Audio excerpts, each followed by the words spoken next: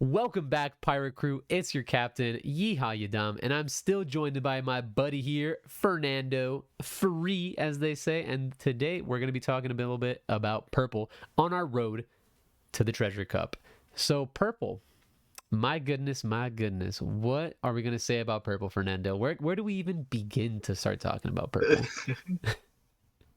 Yeah, so Kaido, you -7 Dawn to burn alive, and I really like that effect. No, and more than anything else, I think purple, not Purtle. Purple is really well positioned in the meta game right now because a lot of people are starting to play green exponentially more than before. Whether that be because the green cards are just so good, or they want a good matchup against red or certain other things. Whatever the case may be, purple is really well positioned going into the Treasure Cup. And as this is Road to Treasure Cup, we're going to talk about Kaido because he's the best purple leader. So No, certainly. I don't really want to talk about King, but I mean, I guess honorable mention to being a really cool alt art.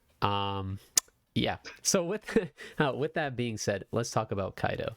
As Fernando pointed out, I think purple is in a very good position to do very well at this Treasure Cup. I think that purple's worst matchup are red and law. Both of are very difficult to pilot.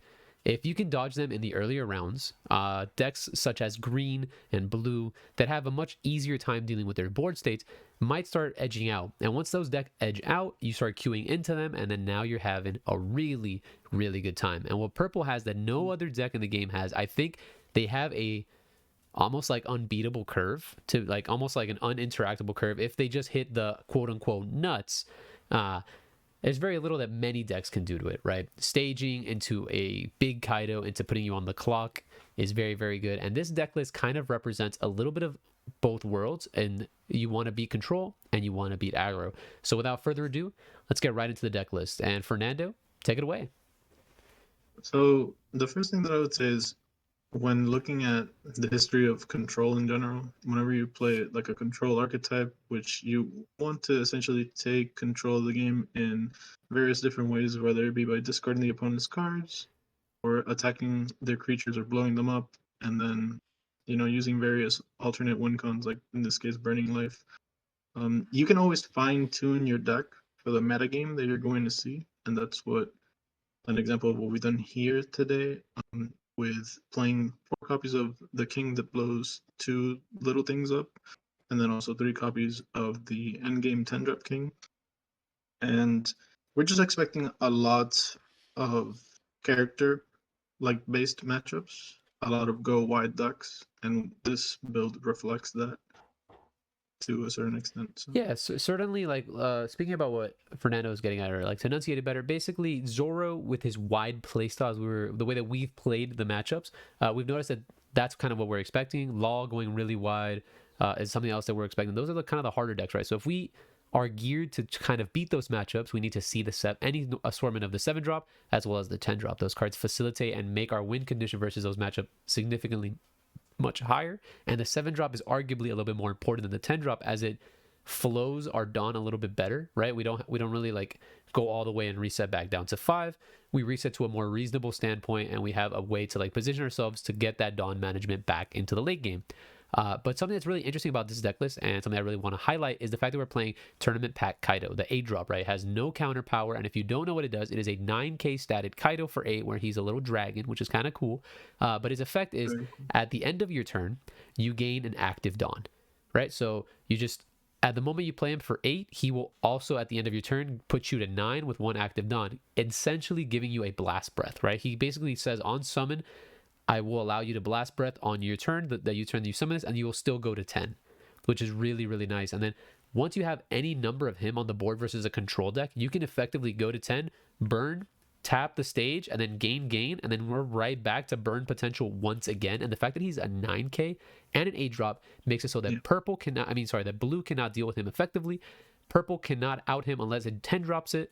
So it is under a really nice stat line that makes it very, very difficult to out. As well as the fact that he is a 9k makes it so that you cannot Otama Jet Pistol it as well. So this card is just out of the range of many other decks. And as what Fernando was essentially saying, is just a meta call for the format. So let's go Yes. card by card. Let's start with the old man. I am not even going to try to pronounce him. why are we playing the old man? Why are we playing the one drop 2K? And I have been Essentially, seeing a lot of him lately. So yeah, no. So, why play him even though he's basically a blank card? So he's 2K combo power. And whenever you play a 2K combo power card, it's essentially for that reason. But you want to have all the cards that you pick for it, like to have a certain amount of utility and like more niche situations. You already have a good matchup against green. However, they can sneak in some victories if they take control of the board early and then force out your 10 drop in awkward scenarios when you might not want to use it, or if they make it already too late for you to use the 10 drop. That's how the way that green wins. So what Orochi like tries to do is essentially say you can't freely activate your Bonnies or your whatever the bald kid is called. Momonosuke. Mononosuke, yeah. So they can't just liberally use those and not get pressured on the way back. So something like going first, it might be a little scary to play your Orochi into an empty board, because the green player might not have any of those cards, but it just covers so many bases in terms of board control that he's worth being your selected 2K like guard. No, I completely agree, right? So the other 2K of choice, I think the only other 2K that we have available is Ulti, right? And Ulti is a 4-drop with a blank effect because we're not playing page 1 in our deck.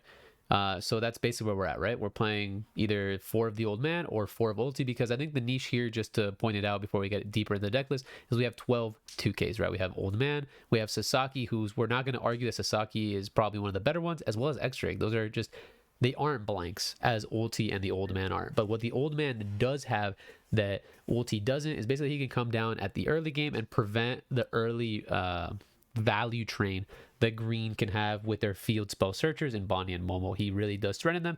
And if they Beji on top of it and you're swinging with him and they block a Beji attack of the Old Man, then your Old Man's already doing God's work. So basically, Yeah. that's the reasoning behind them. And then right next to it, we have an 8 of maxing out on all the weenie blockers, which is something that most purple decks do. Not only are they blockers, they are your 1K. So there's something that Fernando was talking about while we were discussing this video before we started to make it, and that's the fact that purple lacks 1Ks. And funnily enough, all of our 1Ks are blockers except for Jack. And that is an interesting scenario. So that really poses individuals, or it chooses them to, it wisens them up to the magic number against purple, which is 5.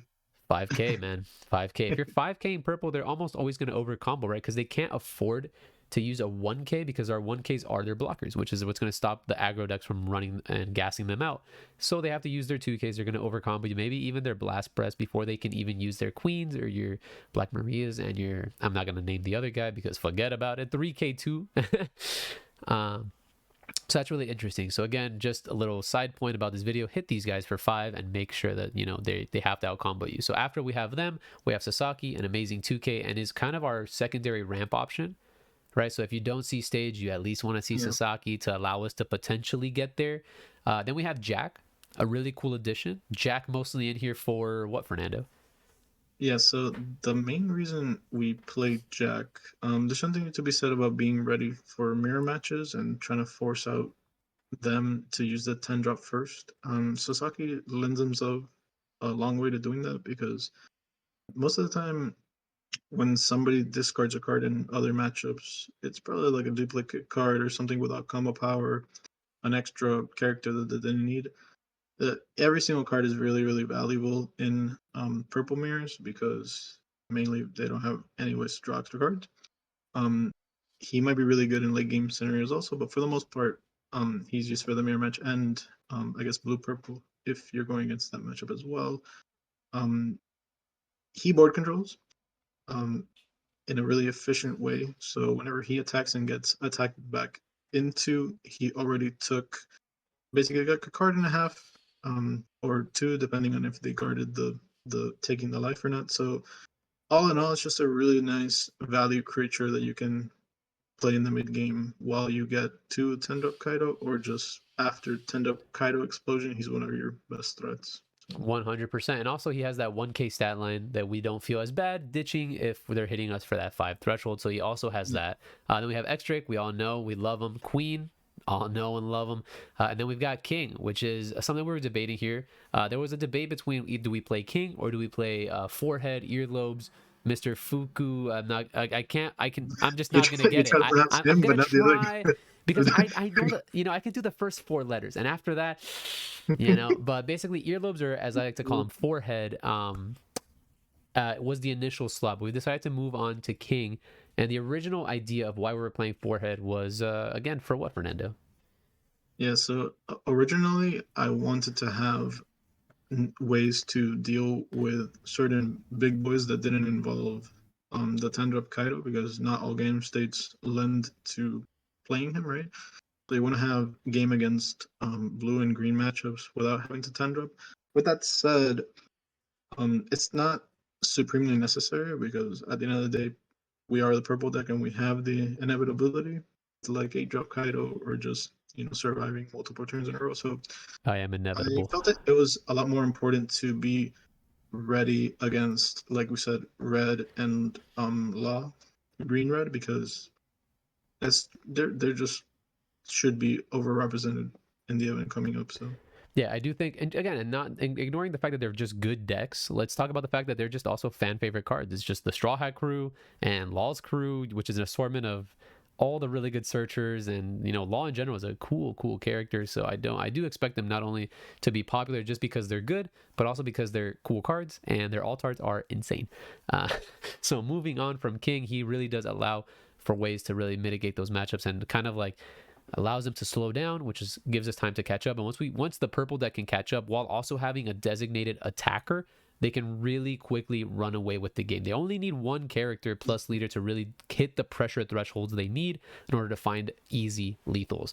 And I think we already talked about the 8 drop, 10 drop. I don't think that card needs any sort of introduction. no No explanation. explanation. That card is thumbs up. Hold up, it's maybe over here. Yeah, there we go. And there is a reason that we did not play 4. Oftentimes, there is a part of me that wants to play 4 red because there are some game states where if you do not see the 10 drop on this turn, you effectively lose, right? It just is what it is, right? But by playing 4, you We're also kind of create game states where you just have too many 10 drops in hand. And what are we necessarily going to do with those cards? Yeah, so it's a really delicate balance in the deck building process between finding the right amount of no combo cards to play while also being ready for every scenario. And I think that we've struck pretty close to true here when it comes to all the no combo cards that we can play. Obviously, Onigashima is the most important. Then we have some amount of in the game auto buttons like the 10 drop Kaido and the 8 drop Kaido for their respective matchups, character matchups over control, as we've said.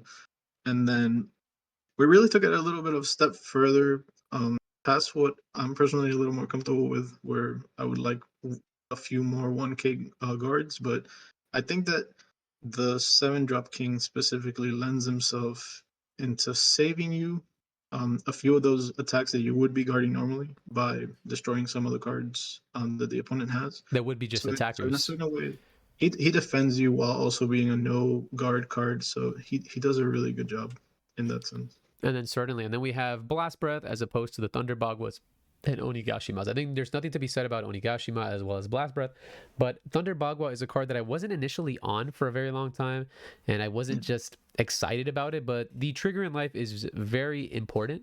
But ignoring the trigger in life, the fact that we do play this 8 drop Kaido lends us to being oftentimes over, like we can float a lot of Dawn and be very defensive, right? Purple can allow you to hit it very early and get this massive hand size that lets you then sustain the board state, right? Now that's going to be very difficult. There are times where you can imagine you can put purple down to 0, right? You're a red player, you put purple down to 0.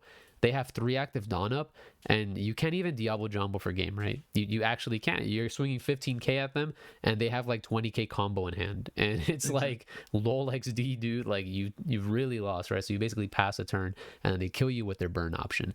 So There's also something really important to be said about how Thunder Bagua lends itself to, a typical game played as the purple player.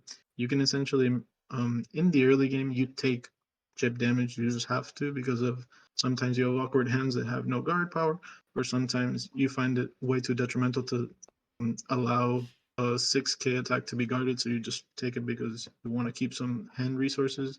And in those cases, you go to 2 life pretty reliably, and then Thunder Bagua becomes like really efficient. Much more of a life than anything, because now you're gaining the Dawn, so you can aggressively use your Dawn minusing effects like your Jacks and things like that, and then defend it really easily with your Bagwas while also gaining tempo and Dawn advantage, which is the big thing that people don't talk about.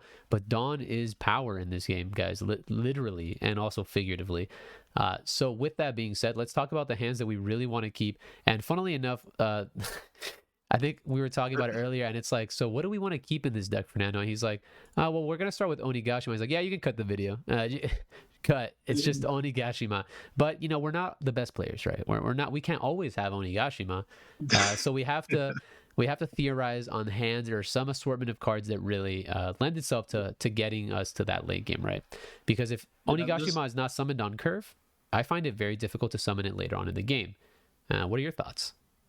Yeah, so a highlight, basically, they force me to make a plan B in case I don't get Ogashima, because I don't really think that way. I just get the field every time. But Oh, this guy's cracked. with that said, I would say Sasaki is actually arguably better in some cases when the opponent is oversaturating their board, because it also defends you, keeps the board control a little bit while gaining the same amount of done, at least in the short term. In the late terms, obviously, Onigashima is more done, but board control is pretty important. That's why you also have 2-drop 3K guard, because he can do both block and also control the board a little bit. We have the 7-drop king here specifically because if we miss on Onigashima, he's a pretty good substitute, because you can curve out into him like a few turns into the game, clear the board a little bit, kind of like get some breathing space. Just so that every purple player knows, if you do not have the stage in your hand, just mulligan. That's it. There's no other way of putting it. You just need the stage every single time. The stage is just an invaluable card in this deck. It really, really is. But that's my biggest issue with purple. That's why I haven't played it as much, because I feel like not only do you have to see the stage, you also have to see some assortment of top end, right? And then if you're oversaturated on top end, then you won't have the defense for the aggressive decks. And it just becomes, like Fernando said, that very delicate balance in deck building. With that being said, I do think that purple is in a very primed position to do exceptionally well in this tournament, as well as it's a very powerful deck. There are board states where they can kill you that are so quickly, so great that it's almost unblockable by many decks, and it's just only purple can do what purple does, specifically Kaido, right? It's a very niche deck, very strong, anti-control. It can be played anti-aggro, and it's this weird mid-rangey deck that is just super ramp heavy. I can't even explain it. I've played so many card games, and I've yet to find something that I can like summarize that purple really does. And I think the last thing that we really wanted to talk about is blue. Although we didn't talk about blue in a previous match, we're talking about red and maybe other matchups. I think blue has a very specific and niche interaction into purple. Blue, both of them, not only Flamingo but Crocodile, both have very decent pairings into purple, and there's a couple cards that we wanted to highlight and a specific game plan that we might want to highlight in order to beat those decks. So Fernando, take it away. What are the cards, besides the one obviously on screen, that we're really focusing on figuring out in the blue matchup? So arguably, when you're going against purple, limiting their options and the amount of draws they get to Onigashima is good. There's something to be said about that. So going second is really good. Blue is one of the better archetypes that can go second and accrue advantage that way. But let's say you have to go first. It's actually one of the best cards in the entire game against purple is Sentomaru, and I think that he's criminally underplayed for how broken he is.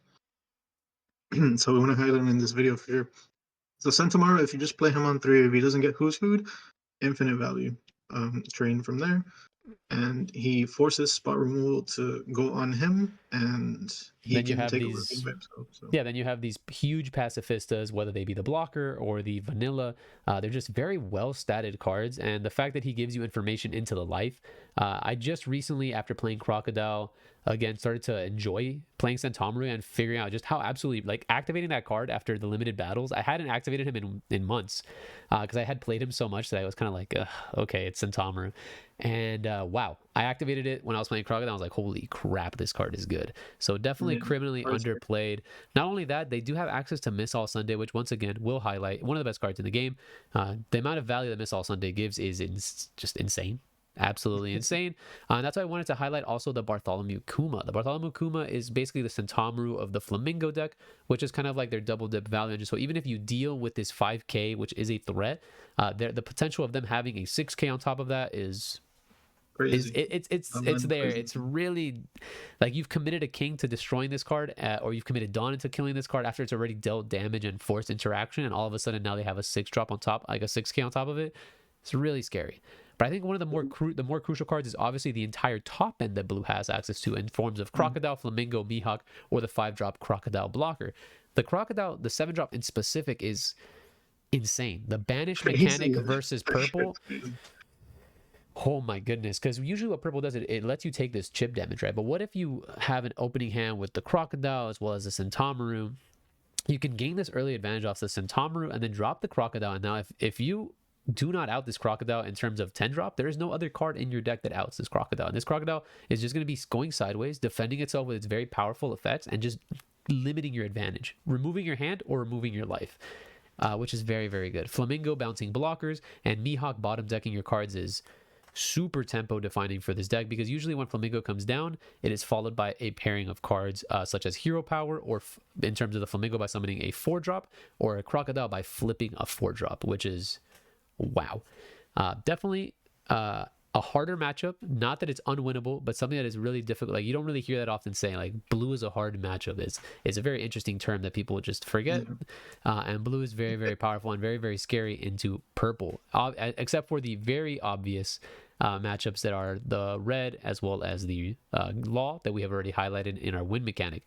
And the last thing I wanted to highlight is obviously our game plan versus these control decks is this Kaido, this 8-drop Kaido, allowing us to banish their lives entirely, make sure that we deal with their board, and then just banish them over and over and over again by using our Kaido's burn ability, and then going back up to 10 and then doing it again. Make sure that we limit their options, limit their draw power, and eventually win the game based off our really big, powerful dudes. So Fernando, is there anything else, any closing thoughts on purple you might want to add? No, so I want to say that definitely purple is well positioned in the metagame right now versus all these character driven strategies, and I think that if you choose purple for the treasure cup, you're pretty well positioned to take it also. I hope that purple sees success coming into this event. I would be surprised and willing to say that I'd be very surprised if I don't see some assortment of purples in the top cut.